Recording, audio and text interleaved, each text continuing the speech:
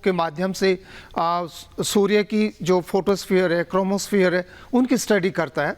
और दूसरा हमारा कोडेकनाल में है, लेकिन क्योंकि हम पृथ्वी के वातावरण में हैं तो बहुत सारी चीज़ें, जैसे सज्जनपाल जी ने बताया कि जब भी हमारी यूवी रेडिएशन से वो सारी चीज़ें आती हैं तो वो सब इंटरप्शन हो जाता है, उनका प्रॉब्लम आ जाती है, तो हम उनको सही से इस्तेमाल उनकी स्टडी नहीं कर सकते।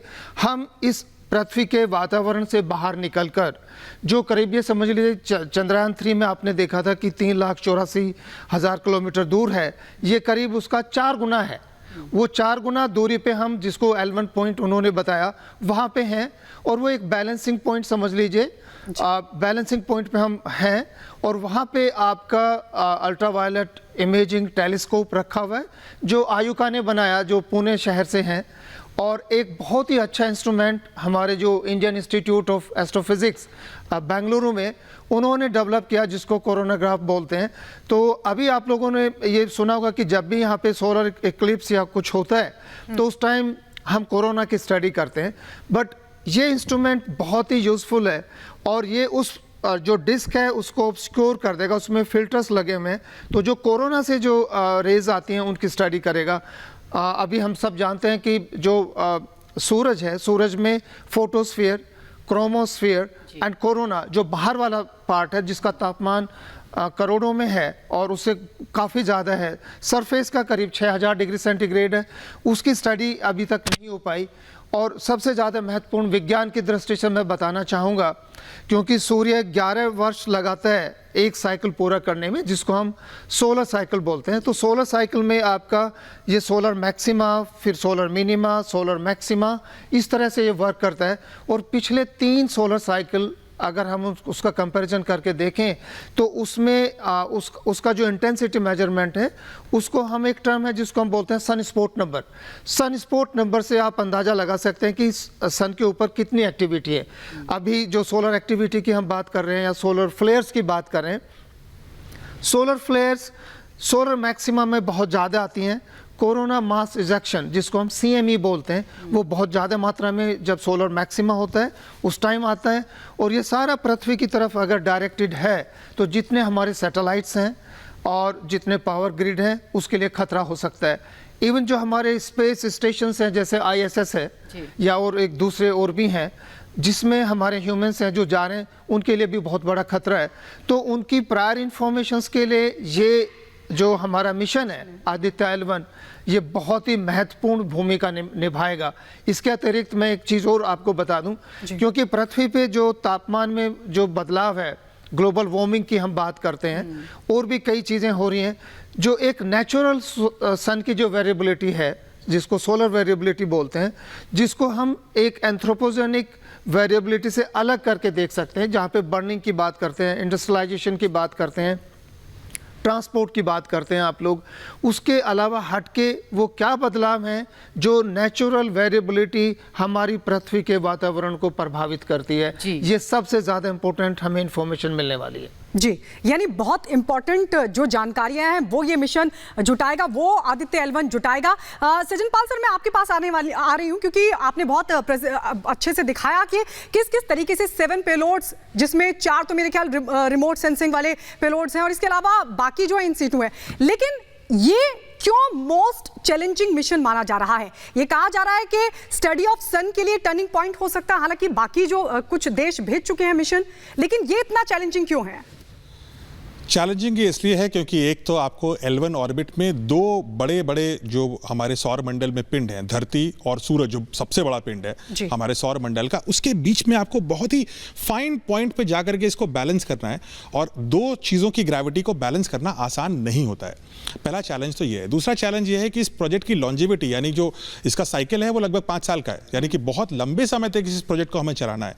अगर आप चंद्रयान से कंपेयर करिए तो हमारा 14 दिन का मिशन सालों में अब कन्वर्ट हो चुका है आदित्ययान, इसलिए बहुत ही Aditya L1 is a difficult mission.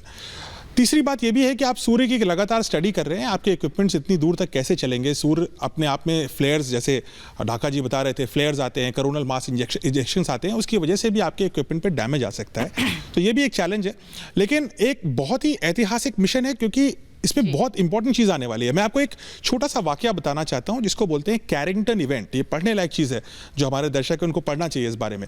1 सितंबर 1859 का ये इंसिडेंट है और उस समय सूरज से एक बहुत बड़ा कोरोना मास इजेक्शन, यानी कि जो कोरोना हमने बात कर रहे हैं सूरज की आउटर लेयर, उससे एक बहुत बड़ा हिस्सा जो है उसका निकल करके धरती से सीधे टकरा गया था। और जैसे ही वो टकराया, उस जमाने में इलेक्ट्रिसिटी नहीं थी, मोबाइल फोन नहीं थे, एरोप्लेन नहीं थे, लेकिन टेलीग्राफ वायर हुआ करते थे और उन टेलीग्राफ वायर्स में आग लग गई और रात में आसमान एकदम चमकने लगा। अगर ऐसा इवेंट दोबारा कभी हुआ धरती पर, और हो सकता है क्योंकि सूरज लगातार CME यानी कोरोना मास इजेक्शंस और सोलर फ्लेयर्स निकाल रहा है, अगर ऐसा दोबारा हुआ तो आज के इलेक्ट्रॉनिक युग में जहां हमारा मोबाइल फोन से लेकर के एरोप्लेन तक इलेक्ट्रॉनिक सर्किट्स पे निर्भर करता है, उस पर प्रभाव पड़ सकता है। इसीलिए ये समझना बहुत आवश्यक है और इसीलिए दुनिया की नजर इस मिशन पे है और इसीलिए भारत वहां जा रहा है।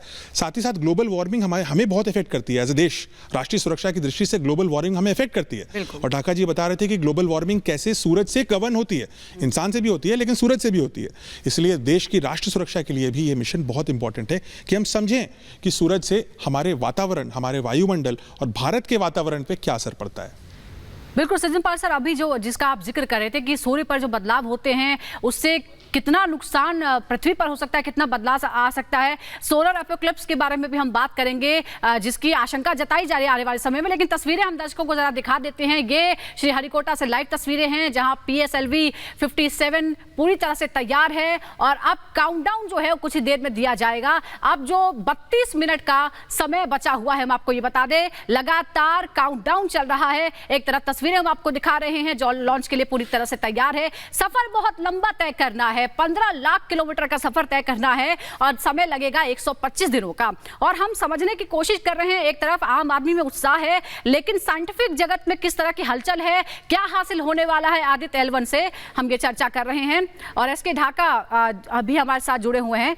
सर, हम आपसे ये समझना चाहेंगे कि एक आम आदमी के लिए हम 14,85,000 किलोमीटर दूर हमारा आदित्य L1 पहुंचेगा सूर्य से, फिर वो स्टडी कैसे कर पाएगा, चाहे वो कोरोना की हो या क्रोमोस्फेयर्स की हो। इतनी दूरी में हमारे इसमें क्या ऐसे इक्विपमेंट्स हैं जो इतनी दूरी से भी अपना काम कर पाएंगे? जी, मैं बताना चाहूँगा, बहुत ही अच्छा सवाल है आपका आम पब्लिक के लिए। और सृजनपाल जी ने बहुत ही बेहतरीन तरीके से सारे इंस्ट्रूमेंट्स को आपको दिखाया। मैं ये बताना चाहूँगा कि ये करीब हम 1% दूरी पे खड़े हैं और ये हमारा जो करीब 15 लाख किलोमीटर जहाँ पे हमारा ये ऑब्जर्वेटरी स्टेबल रहेगी, वहाँ पे हमारे 7 इंस्ट्रूमेंट हैं। उन इंस्ट्रूमेंट्स में हमारे करीब 3 या 4 इंस्ट्रूमेंट्स जो है जिसको हम इन सिटू ऑब्जर्वेशंस बोलते हैं, वहीं पे रह के वो सूरज की तरफ फोकस करेंगे और जो हमारी वहाँ से आने वाली किरणें हैं, जैसे UV हमारा जो रेडिएशन है उसकी स्टडी करेंगे। और उसके बाद जो एक्सरेज वाला पार्ट है, एक्सरेज में भी कई कैटेगरीज हैं, उस एक्सरेज की स्टडी करेंगे। और उसके अतिरिक्त जो कोरोनाग्राफ है, जो सबसे ज़्यादा इम्पोर्टेंट है, जिसमें फिल्टर्स लगे हुए हैं, जो वैज्ञानिक दृष्टिकोण से अगर हम उसको समझें कि कुछ चीज़ें वहाँ पे हैं और वहाँ पे कट कर देगा, सोलर डिस्क को वो ढक देगा, जैसे सोलर इक्लिप्स होता है, जो बाहर वाला पार्ट है उसकी एंट्री होगी और उस एंट्री की स्टडी वहीं पे करेगा, जो इन्फॉर्मेशन हमें वहाँ से मिलेगी। इसके अतिरिक्त जो हमारे 3 अलग और इंस्ट्रूमेंट्स हैं, जिसमें हमारे मैग्नेटोमीटर की बात की अभी सृजनपाल जी ने। मैग्नेटोमीटर का मतलब है कि वहाँ पे जो मैग्नेटिक वेरिएबिलिटी है, जो हमारा इलेक्ट्रोमैग्नेटिक फील्ड है, उसमें चेंजेस कैसे आते हैं, उन चेंजेस को समझना बहुत ज़रूरी है। क्योंकि इलेक्ट्रोमैग्नेटिक जो हमारा मैग्नेटिक फील्ड है अर्थ के चारों तरफ, वो एक शील्ड है। उस शील्ड में कितना बदलाव आता है जब भी हमारी कोई सोलर फ्लेयर्स आती हैं या CME आते हैं बहुत हैवी इंटेंसिटी के, तो उस टाइम जो बहुत बदलाव है, वो बदलाव हमारे सैटेलाइट कम्युनिकेशन को प्रभावित करता है। और उस प्रभाव में हमारा सारा यू नो सबकी सब आजकल जो इकोनॉमी है वो सैटेलाइट के द्वारा कंट्रोल है। बिल्कुल। अगर आपका ये ढांचा खराब हो जाए तो आई थिंक पूरे वर्ल्ड में एकदम तहलका मच जाएगा। उन चीज़ों को अगर प्रायर इन्फॉर्मेशन आपको मिल जाए, उस प्रायर इन्फॉर्मेशन में, क्योंकि इससे हमें इन्फॉर्मेशन मिलेगी जिससे आप पहले जानकारी दे सकते हैं, आप सोलर जो पैनल्स हैं उनकी सुरक्षा कर सकते हैं, उसके बाद उनको डीएक्टिवेट कर सकते हैं, बाद में आप उनको एक्टिवेट कर सकते हैं। और जो ग्रिड पैटर्न्स हैं हमारे, उन सब की सुरक्षा के लिए बहुत ही महत्वपूर्ण है। ये मेरा कहना है। ठीक है सर, और हमारे साथ अजय शर्मा जी भी जुड़ गए हैं इस वक्त, स्पेस साइंटिस्ट। अजय जी स्वागत है आपका। आपसे बस ये समझना चाहेंगे, बड़ी लंबी दूरी है ये, इस लंबी दूरी को तय करने में क्या चैलेंजेस होने वाले हैं, क्योंकि चंद्रयान 3 को लेकर ये कहा गया था कि लैंडिंग के बाद भी कई दिक्कतें हैं।